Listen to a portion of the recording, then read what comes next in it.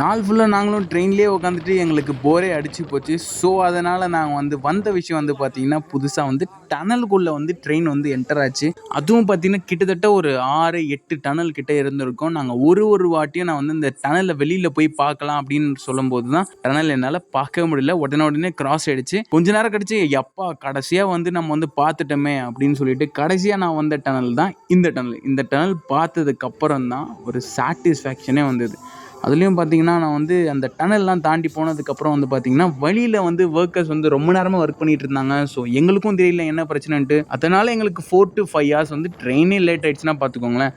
அது ஆனதுக்கப்புறம் சரி கொஞ்ச நேரம் கழித்து அங்கேருந்து ட்ரெயின் எடுத்துட்டாங்க. அப்படியே போக நைட் ஆகிடுச்சு. சாப்பாடுக்கு என்ன பண்ணலாம் அப்படின்னு சொல்லிட்டு யோசிச்சுட்டு இருக்கிறப்போ வந்த பேப்பர் தான் இந்த பேப்பர். இந்த ஆடு வந்ததுக்கப்புறம் நாங்கள் கால் பண்ணி முன்னாடி ஸ்டேஷனில் ஆர்டர் பண்ணதுக்கப்புறம் பீனா ஜங்ஷனில் சாப்பாடை வாங்கிட்டோம். இன்னும் வீடியோஸ் பார்க்குறதுக்கு நம்ம சேனலை லைக் அண்ட் சப்ஸ்கிரைப் மட்டும் பண்ணிவிடுங்க.